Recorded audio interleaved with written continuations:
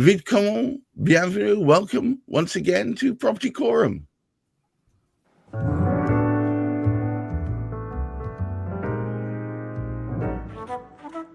Once again, I'm joined by the happy throng that is the Property Quorum's stalwart. Of course, we have Juliet Baboolal. I managed to make a complete mouthful of that. I apologise. Juliet Baboolal of Partner Gunnercooke, Hamish McLay of Search and Convey, and of course, Chris Gilsenan of Route Home. Once I've put my teeth back in, I'll introduce our special guest. Today's special guest is Martin Hoyle, who is a building surveyor, also very interested in renewable energy as well. So thank you one and all for making the time out today. Today's topic is actually really interesting. I'm not saying the rest aren't, but today's one is. How do you get what you really want? And this is tactical advice for homeowners. And of course, as usual, remorselessly, I'm going to throw Hamish straight under the bus. Well, one of the things that sort of comes to me is, as we've said very often in the past, that not everybody who's entering into the property arena, from whatever direction it happens to be, knows the right way through it. It can be a struggle, it can be a challenge. However, providing we're working with the right people makes a significant difference. So how do we tell? And who are the most important people? There are, I can't remember how many people are involved, but somebody came up with the figure, best part of 20 people somewhere along the line get actually involved. But there are people who are particularly important, and it's really the two S's, I think, who are, if you like, pretty critical in that. But the important thing is, we need as individuals, if we're going to move forward, we want somebody who's interested in us as people, because as I've written, it's people, not the process, that's important. So if we can find a solicitor who will listen to us and knows exactly what we want, and at the same time can engage with a surveyor who can help us on the go, there are two people who can make such a big difference in the whole sort of place. And I mean, that's why it's great to be able to have both Martin here, and we've got Juliet, our resident as well. But it's great that we can get that sort of balanced approach to see how people can go about choosing their right partner in a way, but making sure, because people themselves, they need to make a judgment call, really. It's up to them. They can go down any route that anybody tells them. However, it's best to go down that expert route. Well, you said the S word, so I'm afraid I'm going to go straight to you, Juliet. Now, look, we keep banging the drum about finding the right people for the right job. I didn't realize there were 20 people involved in this shenanigans. Welcome once again, by the way. Thank you. I mean, it just depends on your project. And the key thing is, as Hamish says, firstly, you need to know what you want. What is it that you hope to achieve? I remember when I bought my first flat, it was a top floor flat, but there was no lift. So what it meant was that if I intended to rent this flat in the future, I couldn't let to people that couldn't walk up a flight of stairs. And that was something I had to be mindful of. So you need to understand what you hope to achieve. Yesterday, I had a client, we've been going on about inquiries, etc., on a house that she wanted to purchase. And she said to me, actually, I don't know if I told you this, but I've got a cake business on the side, and that kitchen just isn't going to be big enough for me to bake my cake. So really, it's great to have the right professionals, but you as an individual have a responsibility as well to disclose what your intentions are to your lawyers, ask as many questions as possible, to your surveyor. I obviously advise a lot of lenders, and one of the key things I look for is, can I sell this property on an open market? And can I sell it to an array of people? Will another lender lend on this property? Or am I limited to a cash purchaser? So I look at certain things within the property itself to see whether or not there's certain limitations. And there's three things I say to clients and to individuals buying properties or investing in properties. You need to look at three things. They're usually rights granted for the benefit of that property. You need to understand whether there have been any issues in terms of exercising those rights granted. The other thing is rights reserved. So if there's rights reserved to the neighbouring property against your property, do those rights reserved affect the use and enjoyment Have I lost connection? No, you're with us. It's just the video's not quite catching up. But we hear. Yes, yes. Okay, well, I'm going to go straight to Chris. Welcome once again, Chris. Now, you must go through this an awful lot where Gareth? It's okay. So what you must find that building that team of people around you is critical. In fact, I've lost connection. And the last thing. Yeah. So it must be very important to you to build that team of relevant professionals around you, and as Hamish says, the solicitors and the surveyors being at the top of the tree.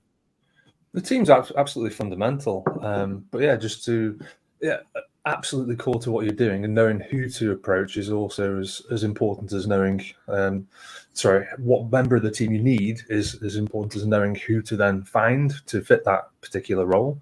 But just rounding it back to your original title about getting what you really want, do prospective homeowners know what they really want? That's a hard one. The reason I ask is it depends on who that prospective homeowner is. So, for example, from a first-time buyer's perspective, they want to get onto the property ladder. It's like, how do I do that? And the big challenge that we've been discussing repeatedly over the last few months is the ever-increasing cost of housing, and that there's no sign of abatement of that, and that's a very high barrier to entry for lots of prospective first-time buyers. But they may not be aware of things like council schemes, that there are certain areas of cities that the council want to reinvigorate. So, for example, in Liverpool, where I'm based, the council have had a series of schemes of buying a house for £1. It's really a lease option, but you're effectively securing a house for £1 that's somewhat derelict, substantially derelict, but they want to keep that housing stock, and they're kind of putting the onus onto the prospective owner to come and renovate that property. So if you want to fix wasn't there a whole television program based around? I think there was. Yes, I think I remember. So. Yeah. So there are a couple of caveats with it. So, for example, you had to live in the house for 5 years. You couldn't be an investor. Yes.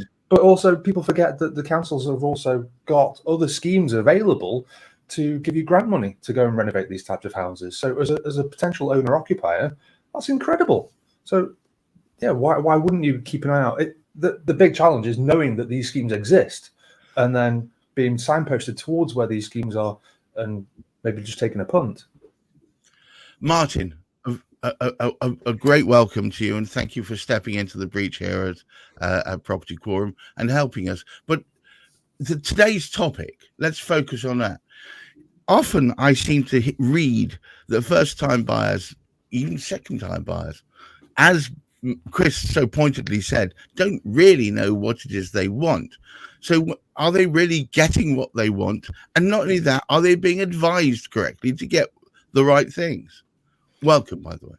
Well, it's an interesting conversation from lots of different viewpoints so far. But I guess as a surveyor in my day-to-day job, where do I typically touch homeowners? And my interaction, again, can be right at the start, whether it's a first-time buyer or family moving home, and they're looking at a significant purchase, and it is a significant event in anyone's life. Buying a property is probably the most expensive thing that they'll ever buy, and they ask, can you do a survey on it? Well, what sort of survey are you wanting? Is it an old property? Is it a new property? Is it a flat? Is it a house? Is it a country residence? All of those type of things, and somewhat, as we've highlighted already, cost is always an issue, isn't it? And right. You're already spending a significant amount of money purchasing the property, and then people become a little bit wary about spending £1,000 on a survey for a property that's going to cost X amount. So again, that can help the homeowners understand the issues with the properties, and making sure that whether that's something that they can negotiate with the vendor and the like. So there's lots of benefits for those surveys. And let's say, for example, yesterday I went to survey a fairly large residential property, rural property, it's been a family home for 45 years. It's somewhat dated. All the services don't work. So there's a family looking to buy and move in there, but they need to understand that there's a significant expenditure going to be required before they go in there. Things like changing boilers, improving insulation, replacing single glazed windows. The bathrooms don't have ventilation. So, all these good things that, help them understand or go into the transaction with their eyes wide open. So that's a pinch or a touch point that I do at the start. And then, I might get engaged with a homeowner that's been in their house a while and maybe looking to extend it and to renovate it or to improve the energy efficiency on it. So again, getting the right advice about what you could do with that property. And as Juliet knows, there might be restricted covenants on your property, and there might be requirements. If you're in a flat and you want to renovate the flat, then you might have to get management approval before you can take down walls or adjust anything internally. So there's lots to consider, and sometimes your view that you're complicating matters. All I want to do is take down some walls and extend it. Well, it's never quite as easy as that. So yeah, that's just holding hands. And I think, as Hamish says, it's all about people, relationships, and understanding, and key experience. I think probably, hands up, I'm a commodity at the end of the day. You can come to me and ask me for a cost or a quote for a survey. You can go elsewhere. I would never accuse you of being a commodity. No, but we are, aren't we? We are a commodity. And let me pass over to Juliet. Well, I've still got her because her line is a little bit faulty. So I want the benefits of her experience. I mean, Martin says we're just small cogs in a big chain, and do we really matter? But I think it's the whole way in which the team works, isn't it? It absolutely is. And it's one of those things where I always say, do your homework before you get bitten. If people see us as commodities, they'll end up spending a lot more to rectify the lack of information later on, or they'll end up, really disgruntled with what they've purchased. So, someone said, you buy cheap, or you pay cheap, you buy twice. Yes. You end up having to incur those costs later on anyway. So do your research. And the reality is, it doesn't matter how far down the chain you actually are. If something comes up and you realize, look, this just isn't for me, just put your hands up and say, look, I need to pull out of this deal. This just isn't for me, irrespective of the disappointment that comes. Because, as Martin says, this is one of the most expensive investments that you'll make in your lifetime. Don't be lumbered with something that you don't want. And as Chris says, know what it is that you want. Spend some time actually thinking about, what is it that you want? What is your dream home? What is your dream investment property? Spend some time actually working out what it is you want. So the legals and the surveying and the lending, that will all come into the place. But the reality is, at the end of the day, when we've done all that we need to do and you're with that property, is that what you originally intended to have? Chris, when Juliet starts quoting you, you've truly arrived. What I was going to say is that it seems to me that specifically in your game, you need to have that fairly tight network of people you can trust, so that they give you the not so much opinion, but they understand the kind of process that you have to go through. Has it taken you a while to build that network? And if so, do you have the right surveyors and legals and the rest of it? Or is it still that open for discussion? Does it keep changing? Yeah, I mean, I've been in this for quite a long time. So I've worked with a number of different people, different team members. And yeah, you do go through people. You find that where people's limits are, where their capabilities are, you get some bad guidance in some scenarios. So yeah, I'm very fortunate to have been able to learn from my mistakes and have the team members around me that I do now. But it does take time.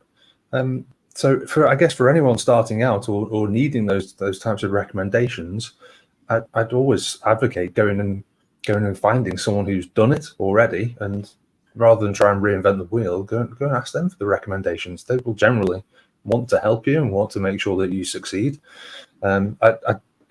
In where I am now, I don't find people have this protectionist mentality with these people are mine and I can't share them with you. That's just not the mindset of the people that I surround myself with anyway.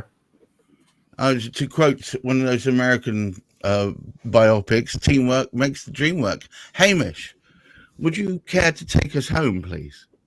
Well, I think we're fortunate, but it seems almost as though we attract the sort of right people to contribute to whatever we happen to be speaking about. And it was being reenacted again here with Martin joining us, because it's exactly that. A little bit disappointed you consider yourself a commodity, Martin.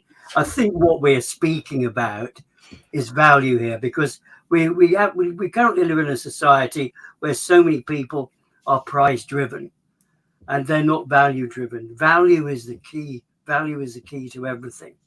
And value is the experienced person that you're able to draw in, that does listen to you, that finds out what you want and tries to sort of make sure. Because obviously, I mean, like Juliet was just sort of saying, if somebody says it too far down the line, oh, I need a big kitchen. I mean, that can be an awfully, various things like that hopefully come out of the front. And of course, that's where the likes of Martin comes in. Exactly. The same thing to Martin, the same thing to Juliet. And that, if you like, there's two important parts of the team. Martin will make sure, yes, that kitchen is what you want. That's right for extension. That's right for whatever it happens to be. And Juliet will tell you whether you can do it or not. So they're two key people. And it is getting those right people and getting the people that listen. And we're fortunate.